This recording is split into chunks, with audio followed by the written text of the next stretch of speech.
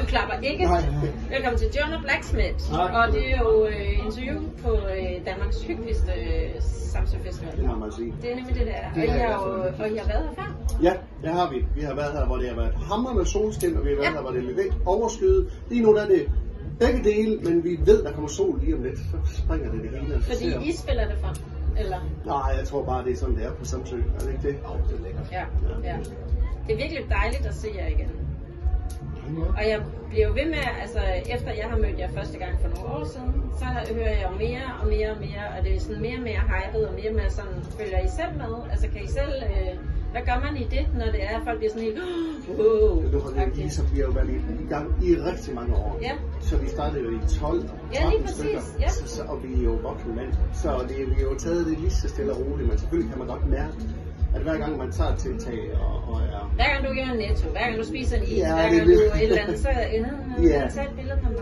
Ja. Men hvordan er det? Det er ganske fint. Det er det faktisk. Jeg tror, man kan vælge to ting. Man kan vælge at overlåse sig lidt inde, og ellers kan du vælge at være i det. Og i går, der så jeg faktisk ud på festivalen med min familie. Ja. Fordi jeg netop ville have, at mine børn skulle have den oplevelse af at være på festivalen med deres far. Ligesom alle andre. Samsø Festival er nemlig ægte god til familie. Ja, og det var faktisk super hyggeligt at gå ude. I fik lov til at være? Ja, vi fik lov. Ja, der er jo altid været nogen, der skal ud, men der er det helt sikkert dejligt på Samsø. Det er et sted, man godt kan være. Jeg tænker også, Danmark måske er et af de steder, hvor det sådan er til at komme til at være kendt. Må man sige. Kan du mærke det? Eller hvad? Hvordan? Det er jo sådan der. Ja. Altså, jeg tænker sådan, jeg er ret glad for, at vi har haft den stille og rolige tur op, som vi har haft. Ja, at det ikke bare har været overnight. Det fra den ene dag til den anden. Ja. Det tror jeg, der vil være en speciel følelse at stå. Så jeg tror også, vores familie, fordi det er jo en ting, er jo mig og Thomas, der skal forholde os til, at mange er begyndt at lære os at kende.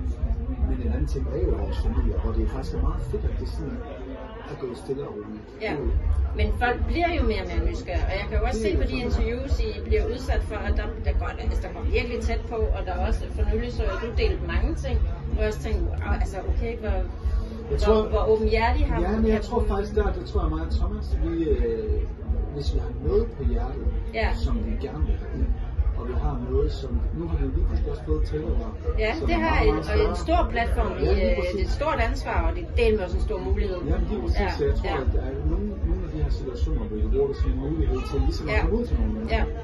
Nu er vi jo faktisk, i dag er jo første gang, hvor vi skal have sådan en børnepakke med i merch. Og mig og Thomas er meget, meget spændende. Hvad er en børnepakke? Jamen det vidste vi jo heller ikke, før vi ligesom begyndte at lave det. Vi har lavet sådan en kasse. Vi vil sige, at vi har arbejdet med højtryk de sidste 3 uger det er ikke engang med at pakke pakker derhjemme. Ja, og det her det er sådan en pakke. Ja. Vi har simpelthen valgt at lave en pakke, som børn får gratis nede i merchandise. Så hvis du er barn, så kommer du ned. Hvis du er barn, og så kommer du ned i merch. Ja. Så vil du få sådan en pakke med hjem. Og siger I det op på scenen, eller hvad? Hvordan? Nu har I bare stået og pakket, så vi har ikke snakket om, hvordan I vil komme ud med det, fordi folk får først set det her interview efter, måske I har spillet jo. Ja, det er spændende. Jeg skal nok være nogen, der kommer ud. Men i hvert fald, så er den her pakke, det er ligesom en julekalender, hvor man åbner den, og så ligger der ørepropper, børnetatoveringer, en tamburin og en vandflaske og sådan noget. Og bag på den, der er sådan en QR-kode, man så scanner. Med sine forældres telefon.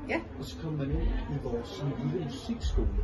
Ej, hvor er det godt tænkt, altså. Hvor man kan lære prøv at spille... Ramachan. Lige præcis. Er det næste? Nej, fordi det vi snakker om, var jo det der talervar, man får.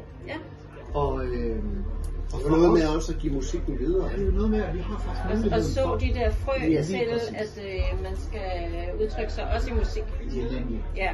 Og det er derfor, vi havde lyst til at lave sådan en lille Jonah Blacksmith musikskole, hvor vi alle faktisk... Det var piger og drenge, der kom ind og sidde og spille musik og få tage del i dem. Tada! Det var det, vi skulle fortælle i dag. Fordi I er ved at gøre klar. Ja. Og jeg er jo bare glad for at få lov til at møde jer. Så tak for jeres tid. Tak for det. Det var en god nyhed.